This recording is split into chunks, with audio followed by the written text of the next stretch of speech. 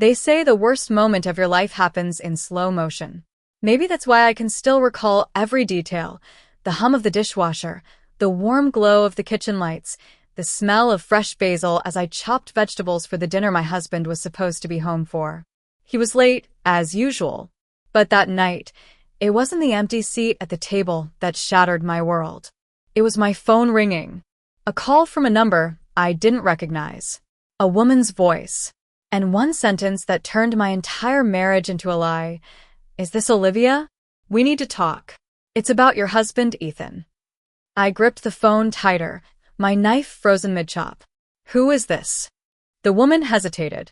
My name is Claire, and I think we have a problem.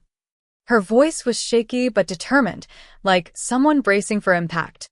My mind scrambled to place the name, but it meant nothing to me. Yet somehow, deep in my gut, I already knew I was about to hear something I wasn't prepared for. What are you talking about?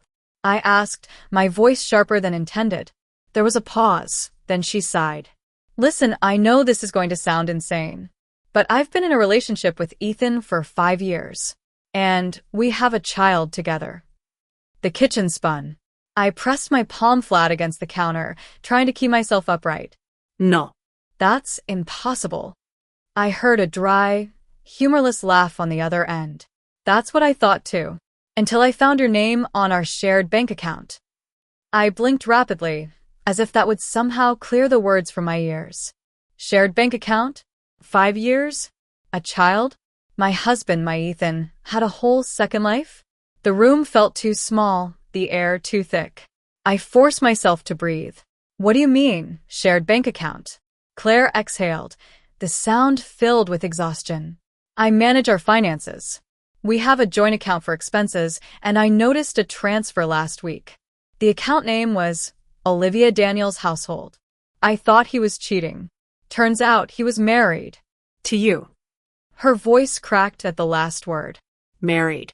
I heard myself laugh, short, bitter, and bordering on unhinged. Because really, what else could I do? Cry? Scream? Throw something? That would come later, I was sure. But right now, I needed facts. How old is your child? My voice sounded eerily calm, detached, as if this was someone else's life I was dissecting. Claire hesitated. She just turned 4. 4. I did the math. Ethan and I had celebrated our 10th anniversary this year, which meant he had been cheating for half our marriage. While we were picking out baby names for the son we lost in a miscarriage, he was playing house with her. While I was waiting up at night for his flights to land, he was coming home to another woman. And all this time, I had been so blissfully, stupidly unaware. Olivia, Claire's voice softened. I need to know, how long have you been with him? 15 years, I whispered. Her sharp inhale confirmed she was doing the same math I had just done. Half a decade of betrayal. I heard movement on her end, as if she was pacing. He told me he was single when we met. Then, after a couple years, he said he was in a complicated on-again, off-again situation. That you were practically separated. Her voice wavered. I believed him. I almost felt bad for her. Almost. I gripped the counter until my knuckles turned white. You said you thought he was cheating. What made you suspect? There was a pause. Then Claire's voice took on a dangerous edge. Because he was leaving this weekend for a work trip. But his credit card shows a reservation for 2. A sharp, cold rage unfurled in my chest. Let me guess. The same story, he told me. I could almost hear her smirk through the phone. I'm betting it is. And just like that, everything clicked into place. I had spent the last 15 years of my life loving a ghost. A man who lived 2 parallel lives, seamlessly slipping between them without missing a beat. 2 women. 2 homes. A child he never once mentioned in all our years together. Ethan wasn't just a cheater.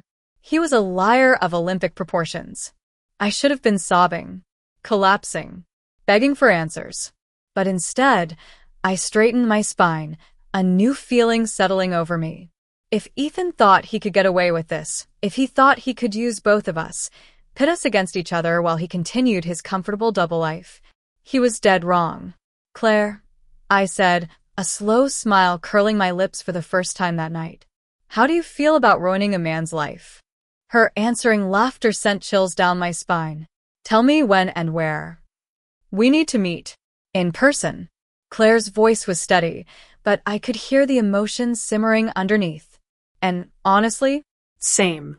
I had spent the entire night lying awake, staring at the ceiling, replaying every moment of my 15-year marriage through a new, horrifying lens. Every business trip, every late meeting, every unanswered call, it all meant something different now. And the worst part? I had never suspected a thing. I wasn't stupid. I was observant. I caught every tiny change in tone, every hesitation. But Ethan? Oh, he was a professional liar. Not anymore. Agreed, I told Claire. Where? Neutral ground. Somewhere public. We settled on a coffee shop halfway between both of our homes. Not his home, I reminded myself. Our homes. The two worlds he had so carefully built, now colliding at 10:30 a.m. on a Thursday. Fitting since it was a business trip day. I spotted Claire instantly when I walked in. She looked exactly like I expected, gorgeous in a way that made me hate Ethan even more. Long, dark hair, sharp cheekbones, expensive sunglasses perched on her head. She had that effortlessly put-together look, the kind I used to have before I wasted 15 years of my life on a walking lie. She was already at a corner table, gripping a coffee cup like it had personally betrayed her. When she saw me, she stood. Olivia. I nodded. Claire. For a brief moment, we just stared at each other. It was surreal, meeting the woman who should have been my enemy. The woman my husband, ex-husband-to-be, had been sleeping with for years. The woman he had a child with. But I wasn't here to fight her. I was here to burn Ethan's world to the ground. Let's compare notes, I said, sliding into the seat across from her. Claire exhaled sharply. I still can't believe this. I gave a humorless laugh. Welcome to the club. She took a sip of coffee, then pulled out her phone. Okay. So. I started digging last night, looking through old emails, bank statements. And you won't believe what I found. She turned the screen toward me. My stomach twisted. Flight confirmations. Hotel bookings. Credit card charges. Not just for her. For me too. I saw my own name listed on flights to visit my parents while Ethan had used the same airline miles to book vacations with her. I found an old hotel receipt from last year, Claire continued, voice tight. From when he told me he was at a medical conference in Chicago. Turns out, that same weekend, he was charging meals in New York. New York. I clenched my fists under the table. That was our anniversary trip. She paled. Jesus. It was one thing to suspect the depth of Ethan's deception. It was another to see it documented in black and white. But Claire wasn't finished. You said you were married for 15 years? I nodded. She inhaled sharply. I checked when we met. 5.5 years ago. A bitter laugh escaped me. Right after our miscarriage. Claire flinched. I hadn't meant to say it out loud. But now that it was there, hanging between us, I let the weight of it settle. While I was grieving the loss of our baby, he was out meeting her. I had no idea, Claire whispered. Of course you didn't. My voice was hard. He lied to you too. Just like he lied to me. Just like he's probably lying to a third woman somewhere. A third woman. The thought sent a fresh wave of nausea through me. I pulled out my own phone. I have access to our joint accounts. I can check. Claire's eyes widened. You'd let me see? I didn't hesitate. If we're doing this, we're doing it together. And so we scrolled. Every charge, every withdrawal, every piece of evidence we needed to confirm just how deep Ethan's deception ran. Thousands spent on restaurants in cities where he had conferences. Double mortgage payments, one for a house, one for hers. A mysterious third transfer to another unknown account. Claire and I looked at each other at the same time. Who the hell is LT Consulting? I muttered. She bit her lip. It sounds fake. I copied the transaction number. I'll find out, because if Ethan had a third woman, I needed to know now. By the time we left the coffee shop, we had, Heavy checkmark, a timeline of his double life. Heavy checkmark, financial proof of his fraud. Heavy checkmark, receipts for every lie he ever told. And most importantly, a plan. I turned to Claire in the parking lot. How do you feel about completely destroying him? Her smile was slow, sharp, and dangerous. Like I've been waiting 5 years for this. If there was one thing I knew about Ethan, it was that he was predictable. For a man who had managed to juggle 2 families, a career, and a mountain of lies for years, he really wasn't that creative. He rotated through the same 4 excuses, used the same type of cologne so neither of us smelled anything different, and most importantly, he always kept patterns in his financial habits. That's why the 3rd account stood out. It wasn't one of our joint accounts. It wasn't tied to Claire. It wasn't linked to his usual business trip expenses. And that meant there was more. Okay, Claire said, pacing my kitchen. Let's go over this again. I had my laptop open, Ethan's transaction history pulled up. Claire and I had spent the last 2 hours digging, cross-referencing every single bank transfer. $2,000 on the 15th of every month. Like clockwork. It started 3 years ago, I said, pointing at the records. The same time he told me he got a promotion and needed to travel more. Claire narrowed her eyes. And the same time he told me he was moving in with me soon. That he just needed a little more time to finalize things with you. I let out a slow breath. Jesus. We sat there in silence, staring at the numbers on the screen. Then Claire spoke the question we were both thinking. Who the hell is he paying every month? I'm calling the bank, Claire announced, grabbing her phone. I raised an eyebrow. Do you really think they're just going to tell you? She smiled, all teeth. I have my ways. I watched, half impressed, as Claire transformed from woman scorn to customer service manipulator extraordinaire. The moment someone answered, her entire demeanor changed. I'm so sorry to bother you, but I think there was a mistake on my husband's business account. He's been making payments to an LT Consulting for a few years now, but he swears he's never heard of it. Could you help me verify where these payments are going? She sounded exactly like a concerned, clueless wife. I almost applauded. The poor representative on the other end stammered. Ma'am, I'm not authorized to. I totally understand. Claire cut in, her voice syrupy sweet. But it's just that we're in the middle of tax season, and if this is fraud, we need to report it. A pause. A long one. Then, finally, LT Consulting is registered to a private account under the name Lauren Thomas. Lauren Thomas. The words hit me like a brick to the face. Claire pulled the phone away from her mouth and whispered the name to me. I nearly dropped my coffee. Oh my God, I breathed. What? Claire whispered back. I gripped the edge of the counter. I know who that is. Lauren Thomas. She wasn't just some random name. She wasn't an employee at Ethan's company. She wasn't a client. She wasn't a coworker. She was his ex. As in, the woman he dated before me. And apparently, the mother of his first child. I stared at Claire, my heart pounding. He told me they broke up before we met. That she moved out of state. Claire looked like she was about to throw something. Well, he's been sending her $2,000 a month. For 3 years. My pulse roared in my ears. Why would Ethan be sending her money? Child support? Blackmail? Some other massive secret he was hiding? It didn't matter. I was going to find out. Claire squared her shoulders. What now? I exhaled sharply. Now? We track her down. Finding Lauren Thomas wasn't as hard as I thought it would be. Ethan had spent years keeping us all separate, building walls between the women in his life. But the thing about walls? They crumble when you start chipping away at them. An old address. A social media account under a slightly different last name. A mutual acquaintance from years ago. Less than 48 hours later, we had a location. She lived less than 2 hours away.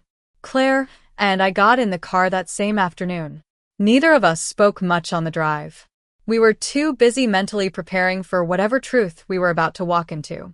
But when we finally found the right house, a small brick home on a quiet street, it wasn't Lauren who answered the door. It was a teenage boy. 16, maybe 17. Tall. Dark hair. And most importantly, Ethan's eyes.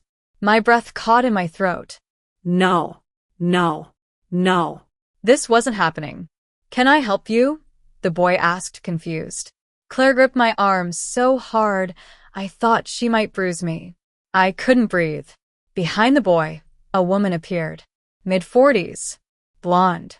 Her sharp green eyes scanned us warily. Lauren. Recognition flashed across her face. And then, just like that, I saw the exact moment she realized why we were here. She let out a long, tired sigh. And then she said the words that shattered everything. Ethan never told you about his first son, did he? I should have been used to Ethan's lies by now. After uncovering his double life, his second home, and his secret bank account, I thought I had seen it all. But standing on Lauren Thomas's doorstep, staring into the identical copy of my husband's eyes on the face of a teenage boy, that was a whole new level of betrayal. Lauren exhaled sharply. Come inside. Claire and I exchanged glances before stepping over the threshold. Inside, the house was normal, cozy even. A framed picture of the boy, who I now knew was Ethan's son, sat on a shelf next to a graduation certificate. A pair of sneakers were kicked off by the door. A life.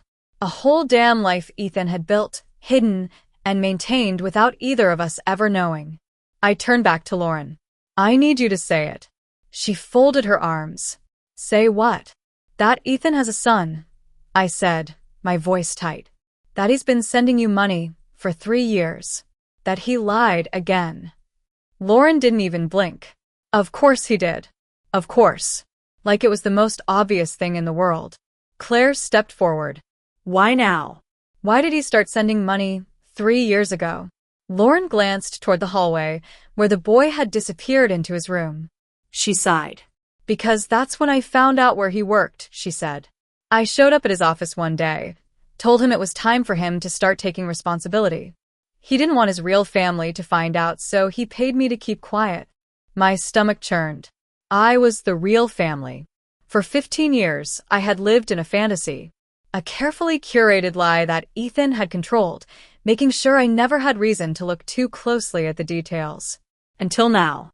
Lauren sat across from us, swirling her coffee in slow circles. So, tell me. How did you find out? Claire let out a sharp laugh. Which part? Right, Lauren muttered.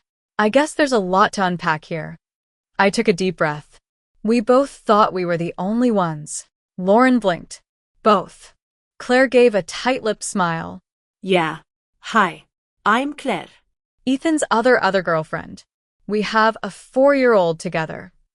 Lauren whistled under her breath. Jesus Christ. Yeah, I said flatly. Jesus Christ. For the first time since stepping into the house, I let myself look around. At the little things I had refused to acknowledge. A varsity football jersey draped over the back of the couch. A stack of mail on the counter, one addressed to Ethan Jr. Ethan Jr. Asson. A whole-ass teenage son. I looked at Lauren, my pulse pounding. He named him after himself? Lauren scoffed. Oh, he wasn't around when I named him. But yeah. That's his kid. A kid Ethan never told me about. A kid older than my entire marriage. I clenched my jaw. Did he ever try to be a father? Lauren let out a bitter laugh. No. Not until I started pressuring him for money. The room went quiet. The weight of it all settled in. Ethan hadn't just cheated. Hadn't just built 2 families. He had abandoned a third. Claire tapped her nails against the kitchen table. So, what do we do with this? Lauren raised an eyebrow. I looked her in the eye. You've been playing the long game, haven't you? Lauren didn't deny it. She just shrugged. I had leverage. I used it. And for 3 years, she had collected his money in silence. Until now. Until we arrived, bringing Ethan's entire empire of lies crashing down. Claire leaned forward. We want to take him down. Lauren snorted. Sweetheart, he already took himself down. What's left? His reputation, I said coldly. For years, Ethan had carefully cultivated an image of himself. The devoted husband. the hardworking businessman. The family man. That ended now. Lauren exhaled. What's the plan? Claire smirked. We expose him. And then, we let the world watch him burn. It was poetic, in a way. Ethan's carefully orchestrated double life had started to unravel with a single phone call. So it only made sense that the final nail in his coffin would happen the same way. Ethan still thought he was on a business trip, which meant he had no idea that his house wasn't empty. That night, Claire and I met at my place.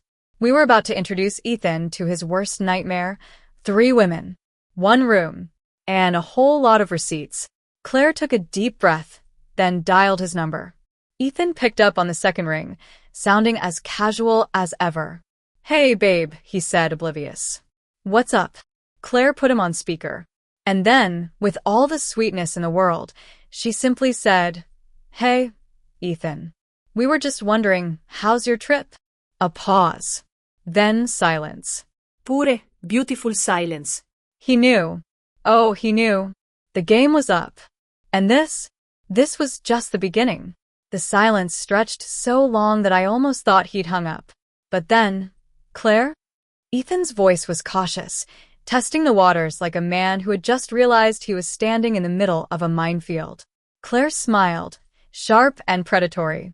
Oh, don't be shy, babe. You're on speaker. I watched her enjoy this moment, savoring it, before she delivered the next blow. In fact, she added sweetly, I'm here with a couple of friends. I leaned in. Another pause. Then, Olivia. His voice was flat. He wasn't even trying to sound innocent anymore. He knew. But the best part? We weren't done. Lauren folded her arms, looking bored. Hey, Ethan.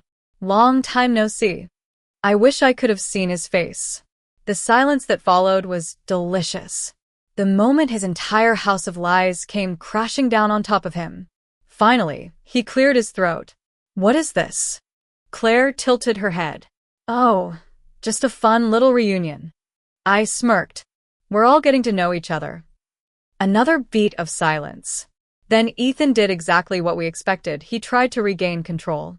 This is ridiculous, he scoffed. I don't know what you think you're doing, but... Lauren cut in, mocking. Oh, you don't know? Would you like us to explain it to you?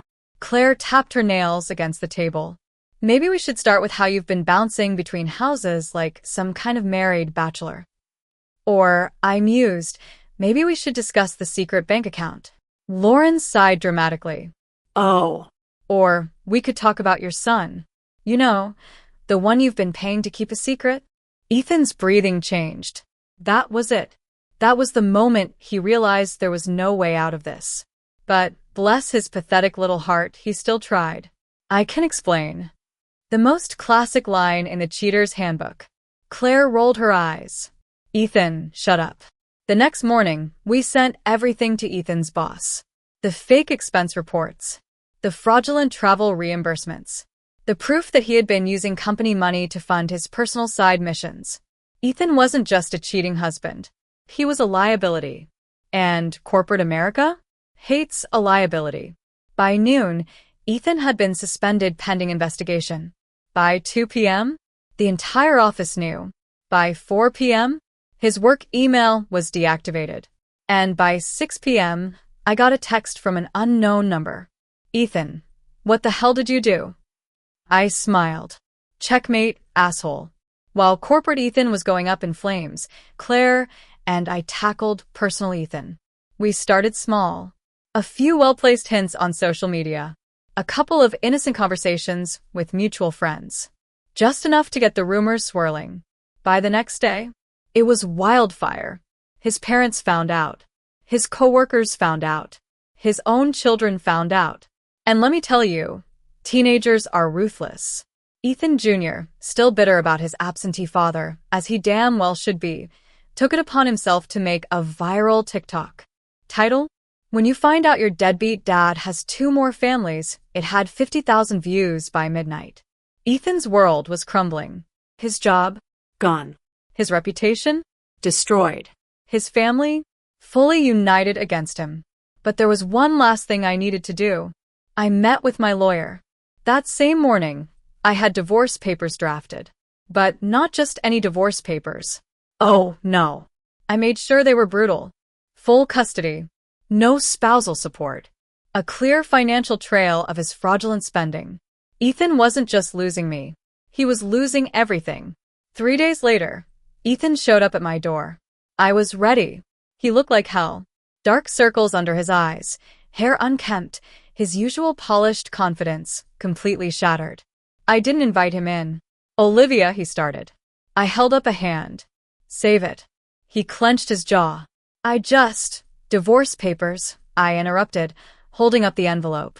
"Sign them. Or don't. It really doesn't matter."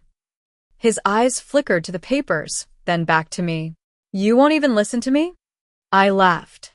"Listen to what, exactly? How you lied to my face for 15 years. How you abandoned one child, then had another. He winced. Good. I smiled sweetly. "Face it, Ethan. You've lost." He exhaled heavily. "You really hate me that much?" Oh. That made me laugh. "Ethan," I said, stepping closer, lowering my voice. "I don't hate you." He looked surprised. But I wasn't done. "I pity you." His nostrils flared. And then, just to twist the knife, I added, "I mean, think about it. You spent all these years lying, manipulating, playing puppet master with 3 different women, and for what?" I tilted my head. To end up alone? Broke? Unemployed? With your own son making memes about you on the internet? Ethan visibly swallowed. I leaned in. "You did this to yourself," I whispered. Then I shoved the divorce papers into his chest. "Sign them. And get the hell out of my life." He opened his mouth, but nothing came out. I didn't wait. I turned on my heel, walked back into my house, and slammed the door. The moment the lock clicked, I let out a deep, satisfied breath. It was over. For the first time in 15 years, Ethan wasn't controlling my life. And it felt damn good. Ethan signed the papers. Claire moved on, and is now happily dating someone sane. Lauren's son no longer has to hide. And me? I'm thriving. New job. New house. New life. And Ethan? Well, let's just say that some men never recover from public humiliation. But me? I've never been happier. Final thought. If your husband disappears on business trips too often, check his credit card statements. Thank you for watching. If this story touched your heart, don't forget to hit that like button and subscribe to the channel for more inspiring stories.